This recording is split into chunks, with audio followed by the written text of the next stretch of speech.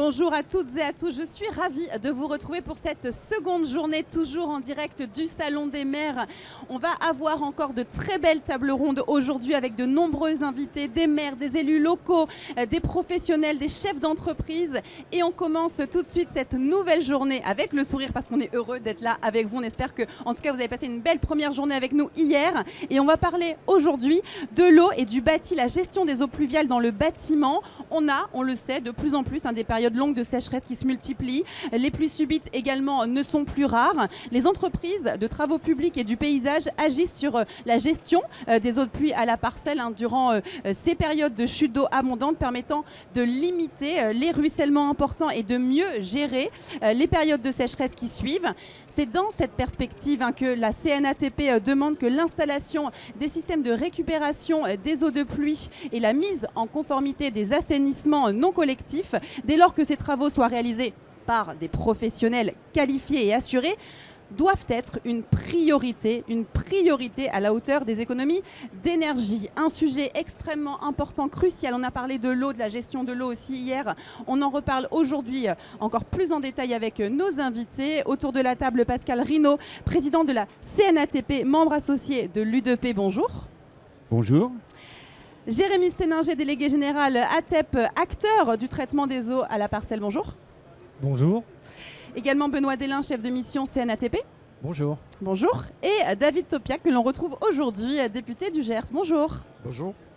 Alors, je vais commencer avec vous, Jérémy Sténinger. On va s'intéresser au cadre réglementaire pour déjà parler de cette gestion des eaux. Est-ce que vous pouvez nous présenter le décret du 12 juillet 2024 relatif à des utilisations d'eau impropres à la consommation humaine?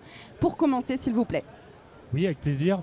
Donc on a effectivement le 12 juillet 2024 un arrêté et un décret qui ont été publiés sur l'usage domestique des eaux impropres à la consommation humaine. Donc ça a permis de renforcer le cadre réglementaire, notamment de la récupération et utilisation d'eau de pluie, qui était déjà autorisée depuis 2008. On avait un arrêté, l'arrêté du 21 août 2008 qui autorisait ça. Et ça nous a amené tout un tas de nouveaux usages de l'eau possible et de nouvelles eaux possibles, dont les eaux de piscine et les eaux grises. Ce qu'a apporté cette réglementation sur le volet des eaux de pluie, puisqu'on est bien là sur la gestion des eaux pluviales ce matin, c'est que ça a renforcé le cadre existant. C'est-à-dire que les surfaces de collecte, qui étaient les toitures inaccessibles, ont été élargies. Aujourd'hui, c'est toutes les surfaces inaccessibles. Donc on peut imaginer récupérer et utiliser l'eau de pluie, par exemple, sur une courette qui serait inaccessible. Et en termes d'usage de ces eaux-là, on a renforcé tous les usages qui étaient déjà possibles. Le lavage du linge, l'alimentation des chasses d'eau, les usages extérieurs, nettoyage des surfaces. Et on les a renforcés. Arrosage des toitures et façades végétalisées, arrosage du jardin potager, alimentation des fontaines décoratives. Donc on voit qu'aujourd'hui, on peut faire beaucoup de choses avec cette eau récupérée. On a mis en place une exigence de qualité sur le lavage du linge, exclusivement pour l'eau de pluie. On doit atteindre un niveau de qualité pour ces eaux, pour les utiliser pour le lave-linge. Et on a renforcé tout ce qui était règles et bonnes pratiques de sécurité, de disconnexion, de signalisation. Et on a... ce qui est intéressant dans cette réglementation, c'est qu'on a renforcé la responsabilité du maître d'ouvrage. C'est-à-dire qu'on peut faire plus de choses avec des exigences de qualité et c'est le maître d'ouvrage qui est responsabilisé. Donc ça va plutôt vraiment dans le bon sens et dans le développement de la pratique de récupération d'eau de pluie. Par contre, pour l'heure, aucune aide financière n'a été abordée. Comment passer à l'action concrètement? Et ben en fait, pour passer de l'intention à l'action, c'est vrai qu'aujourd'hui, il faudrait des incitations, un accompagnement. Oui. On avait par le passé, quand l'arrêté du 21 août 2008 est sorti, on a eu un crédit d'impôt qui a été mis en place et qui a permis de développer cette pratique et au-delà de la développer, de la faire reconnaître.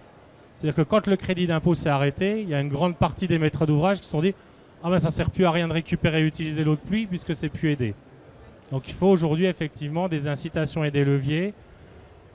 Aujourd'hui, ces incitations existent par endroits auprès de certaines collectivités locales. Je prends notamment les Bouches-du-Rhône qui financent les travaux d'équipement de récupération d'eau pluviale, la région PACA, la région Île-de-France. Et on voit que ça marche parce que nous, sur notre site calipluie.fr, dans ces régions-là, comme par magie, on a pas mal de demandes de travaux de particuliers. Donc on voit que vraiment c'est un levier, la contribution financière, pour que le particulier entreprenne de tels travaux. Et justement, peut-être présenter en quelques mots Calipluie.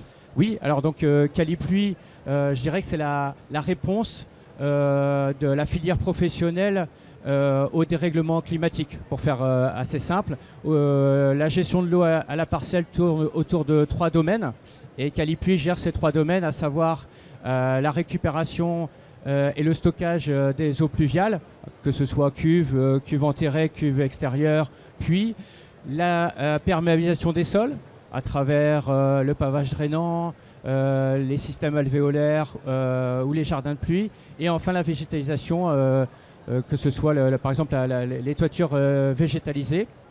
Calipluie est géré par une association qui s'appelle Essor Durable, au sein de laquelle on retrouve nos 3 entités.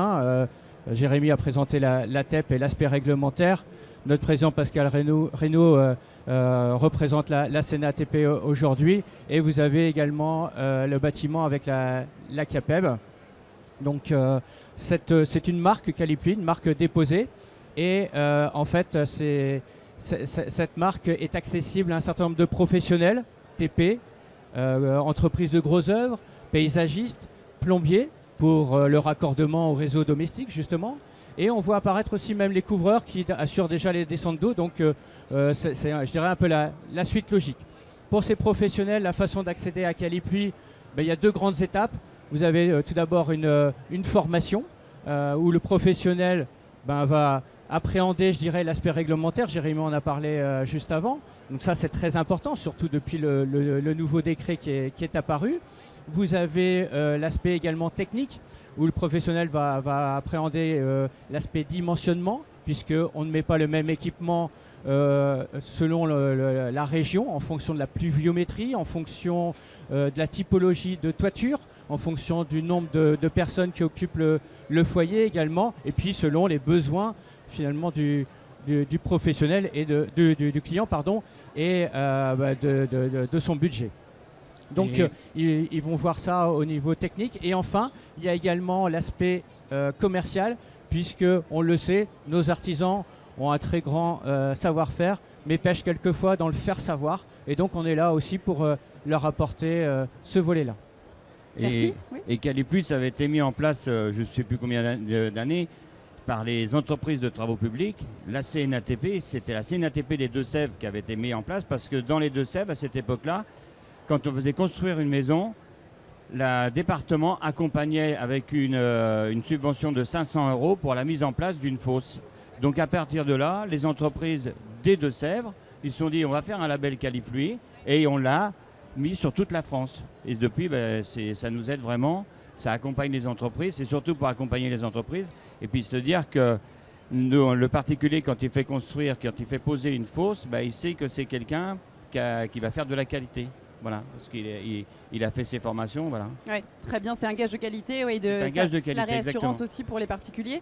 Quels sont les usages possibles justement avec la récupération des eaux de pluie? Les usages? Oui.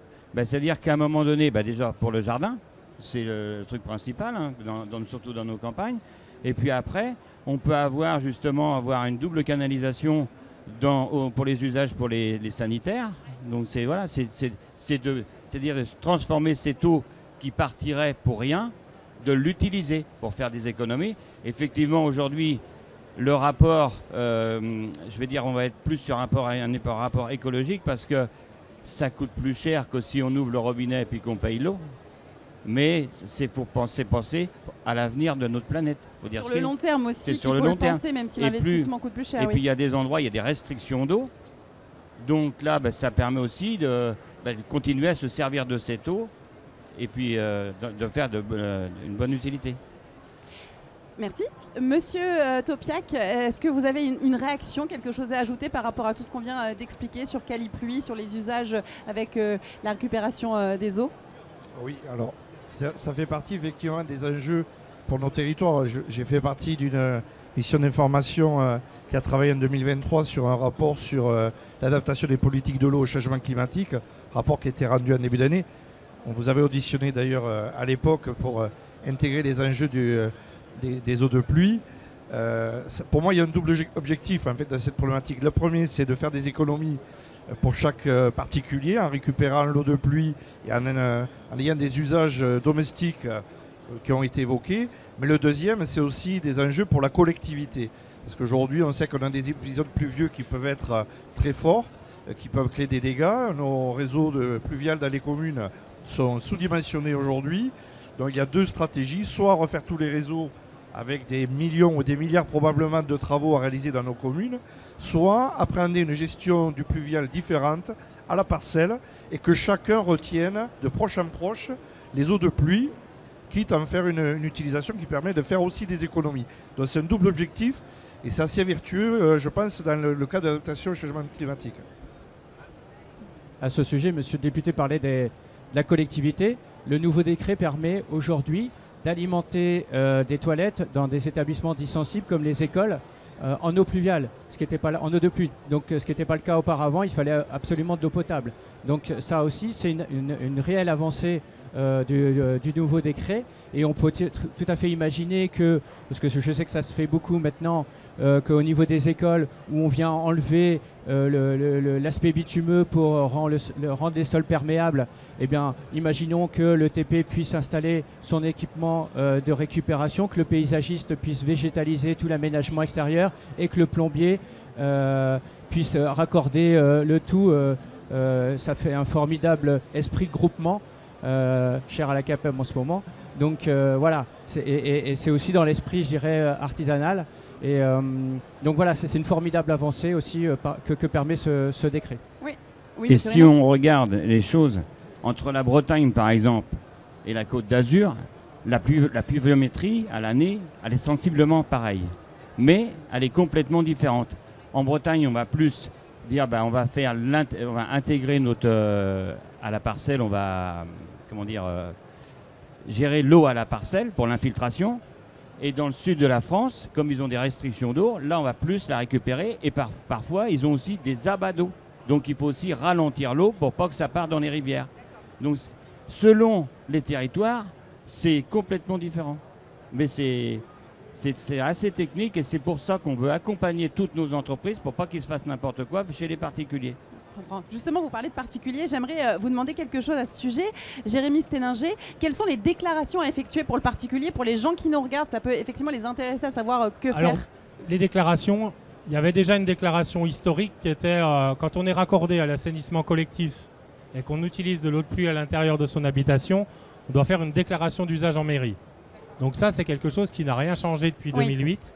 Et il y a une nouveauté sur ce sujet eau de pluie, c'est que quand on utilise l'eau de pluie pour alimenter son lave-linge, donc on doit faire des analyses à la première mise en service et ça nécessite une déclaration en préfecture.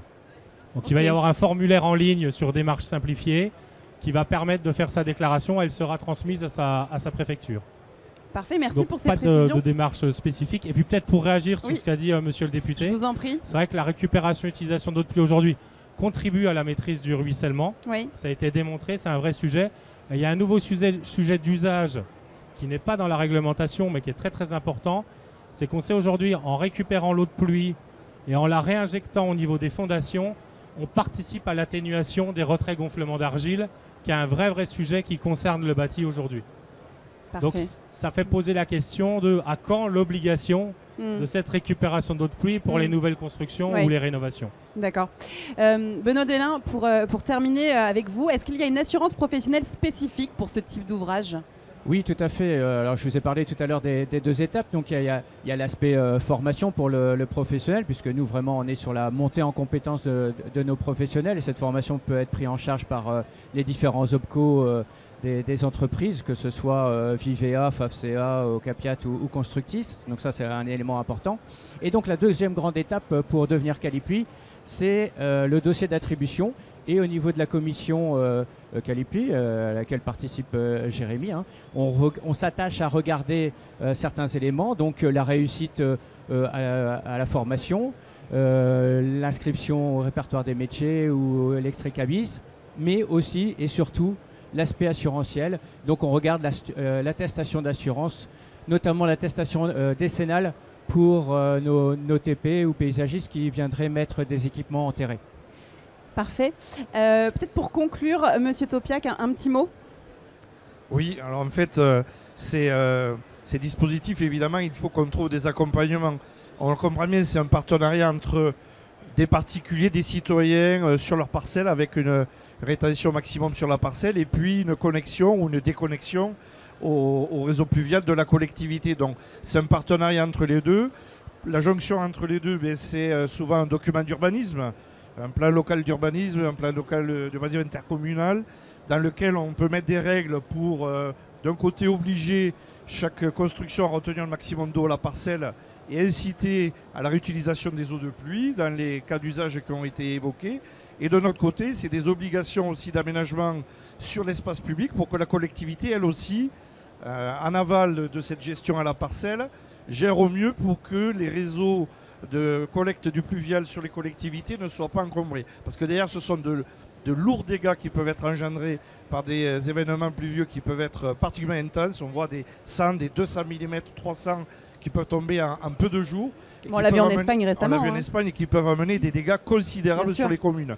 Donc c'est un vrai partenariat public-privé, de la planification avec des documents d'urbanisme et derrière de l'incitation, on l'a dit, avec des dispositifs fiscaux pour les particuliers, avec des aides de l'État pour les collectivités, pour faciliter cette désimperméabilisation sur la partie publique, sur des parkings, sur des espaces de stockage et la meilleure gestion des eaux de pluie dans un concept gagnant-gagnant entre le particulier et la collectivité. Parfait, ce sera le mot de la fin, le concept gagnant-gagnant entre particuliers et collectivités. Merci messieurs pour cet échange sur la gestion des eaux pluviales. Et merci à vous de nous avoir suivis pour cette première table ronde, premier sujet de cette seconde journée en direct du Salon des maires. Vous l'avez vu derrière moi, le programme est chargé, alors restez connectés car il y a encore de nombreux sujets qui nous attendent, qui vous attendent aujourd'hui.